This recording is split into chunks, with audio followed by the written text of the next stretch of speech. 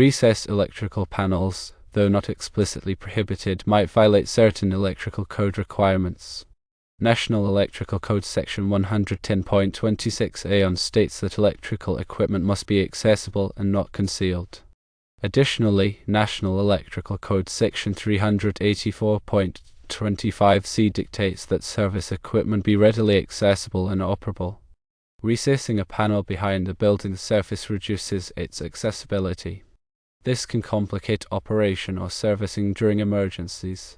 The National Electrical Code mandates direct burial listed ground clamps for unburied ground rods. These clamps are designed to resist soil corrosion. Ordinary clamps can corrode, compromising ground connectivity and increasing shock or fire risks. While these installations might not present immediate hazards, they technically violate the electrical code. Adhering to code requirements ensures electrical system safety and reliability. To elaborate further on National Electrical Code Section 110.26a concerning working space about electrical equipment, it specifies that sufficient access and working space must be provided and maintained about all electrical equipment to permit ready and safe operation and maintenance of such equipment.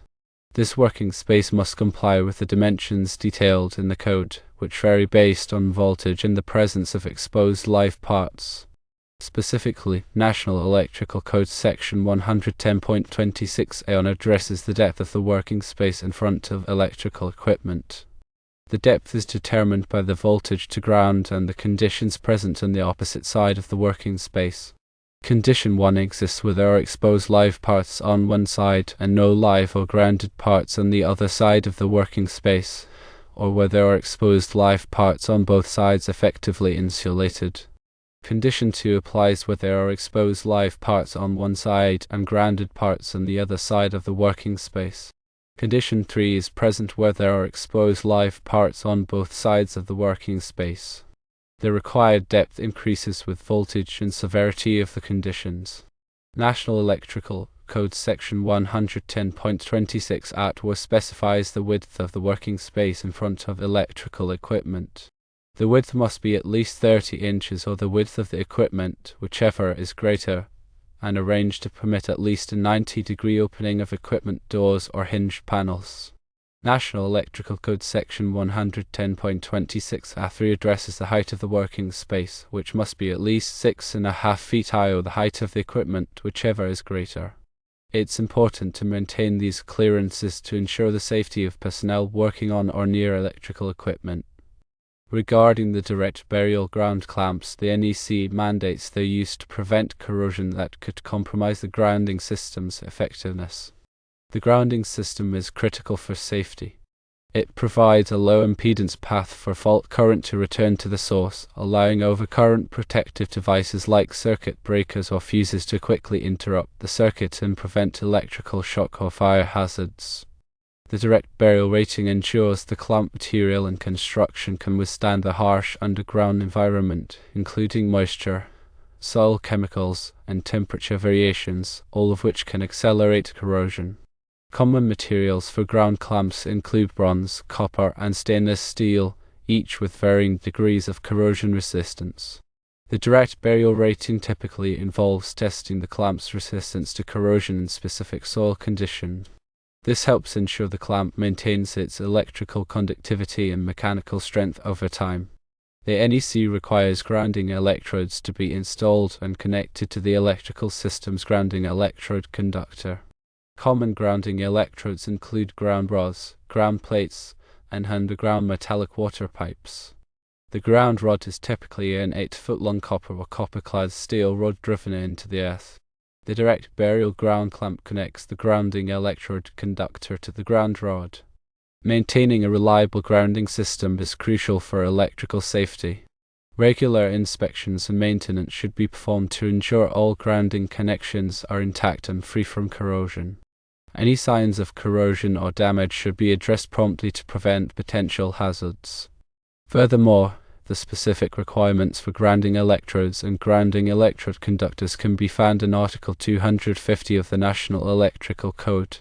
This article provides detailed information on the types of grounding electrodes permitted, the size and material requirements for grounding electrode conductors, and the methods for connecting grounding electrodes to the electrical system. It's important to consult the latest edition of the NEC and local amendments to ensure compliance with all applicable requirements. Grounding serves several critical functions in an electrical system. Firstly, it limits the voltage on equipment enclosures, reducing the risk of electric shock. Secondly, it provides a low impedance path for fault current, facilitating the operation of overcurrent protective devices. Thirdly, it stabilizes the voltage to ground during normal operation, minimizing electrical noise and interference. A properly installed and maintained grounding system is essential for ensuring the safety and reliability of electrical systems in residential, commercial, and industrial settings. To delve deeper into the requirements for recessed electrical panels, it's essential to consider the intent behind the accessibility requirements in the National Electrical Code. The primary goal is to ensure that electrical equipment can be easily and safely accessed for inspection, maintenance, and emergency operations. Recessing an electrical panel behind the building's surface can create several challenges. It may reduce the available working space in front of the panel, making it difficult to maneuver and perform tasks such as troubleshooting, repairs, or replacing components. It can also obstruct access to the panel's main disconnect, which is used to de-energize the entire electrical system in case of an emergency. Furthermore, recessing a panel can make it more difficult to inspect for signs of damage, such as corrosion, overheating, or loose connections. These issues can compromise the safety and reliability of the electrical system. When considering the installation of recessed electrical panels, it's crucial to carefully evaluate the available space and ensure that the installation complies with all applicable code requirements. This may involve modifying the building's structure to provide adequate working space and access to the panel.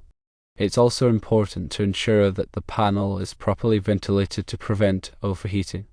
In addition to the accessibility requirements, the NEC also addresses the location of electrical equipment in specific environments.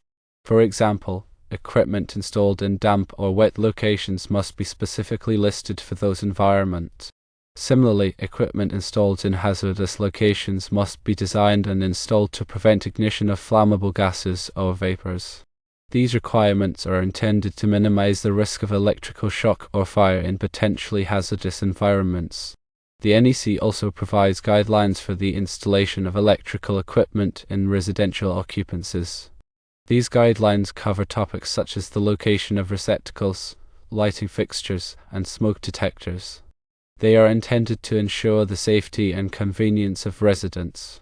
When installing electrical equipment, it's important to follow all applicable code requirements and manufacturer's instructions.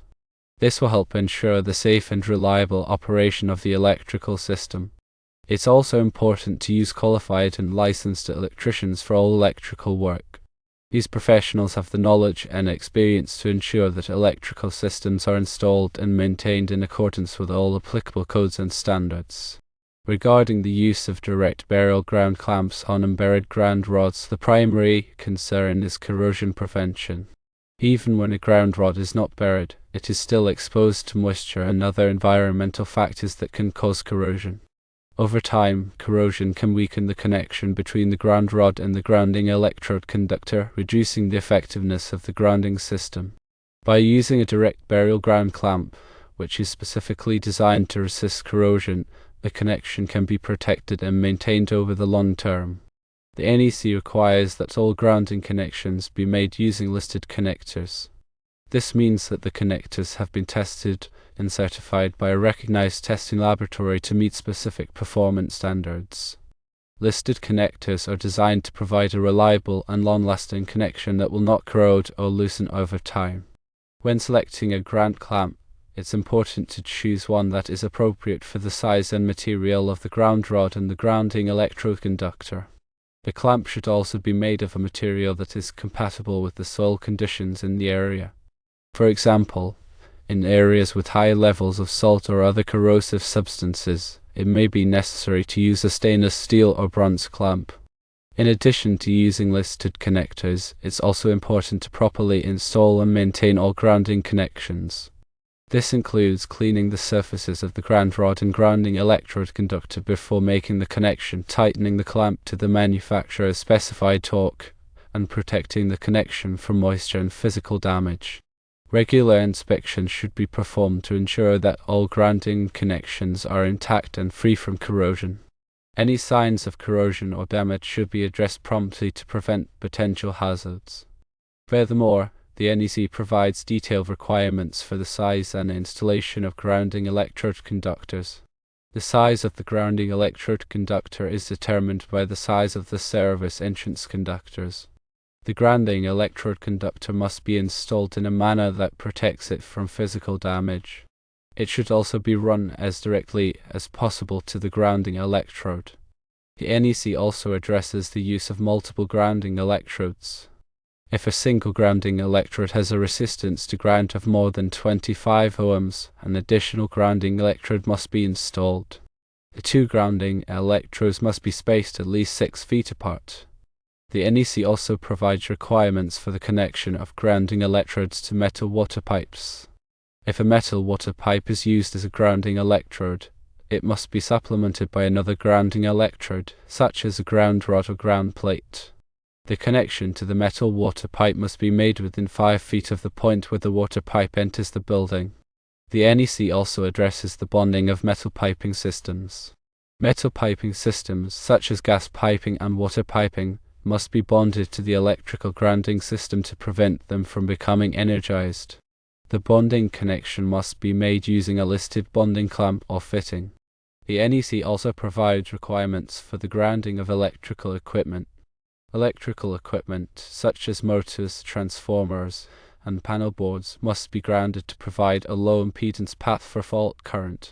The grounding connection must be made using a listed grounding conductor. The grounding conductor must be sized according to the NEC requirements. The NEC also addresses the use of equipment grounding conductors. Equipment grounding conductors are used to connect the non-current carrying metal parts of electrical equipment to the grounding system. The equipment grounding conductor must be sized according to the NEC requirements. It must be installed in the same raceway or cable as the circuit conductors. In addition to the NEC requirements, there may also be local codes and regulations that apply to electrical installations. It's important to check with the local authorities to ensure that all electrical work is performed in accordance with all applicable codes and regulations. Electrical safety is a serious matter. It's important to take all necessary precautions to prevent electrical shock and fire hazards. By following the NEC requirements and using qualified and licensed electricians, you can help ensure the safety of your home or business. The electrical code is updated regularly to reflect new technologies and safety concerns. It's important to stay up to date on the latest code requirements to ensure that your electrical systems are safe and compliant. There are many resources available to help you learn more about the electrical code. You can attend training courses, read technical articles, and consult with qualified electricians. By taking the time to educate yourself about electrical safety, you can help protect yourself and others from electrical hazards. The accessibility requirements for electrical panels are not just about physical access. They also encompass the ability to safely operate and maintain the equipment. This includes having adequate lighting, clear labeling, and sufficient working space to perform tasks such as troubleshooting, testing, and repairs. In some cases, it may be necessary to install additional lighting or provide dedicated work platforms to ensure safe access and operation of electrical equipment. The NEC also addresses the use of personal protective equipment, or PPE, when working on or near energized electrical equipment. PPE includes items such as insulated gloves, safety glasses, and arc-rated clothing. It's important to use the appropriate PPE to protect yourself from electrical shock, arc flash, and other hazards. Arc flash is a dangerous phenomenon that can occur when there is a short circuit or other electrical fault. Arc flash can generate intense heat and light, causing severe burns and other injuries. It's important to take precautions to prevent arc flash, such as de-energizing equipment before working on it and using arc-rated PPE. The NEC provides detailed requirements for arc flash hazard assessments and the selection of appropriate PPE. These requirements are intended to protect workers from the hazards of arc flash. Electrical safety is a shared responsibility. Everyone who works on your electrical equipment has a responsibility to follow safe work practices and to report any potential hazards. By working together, we can create a safer environment for everyone.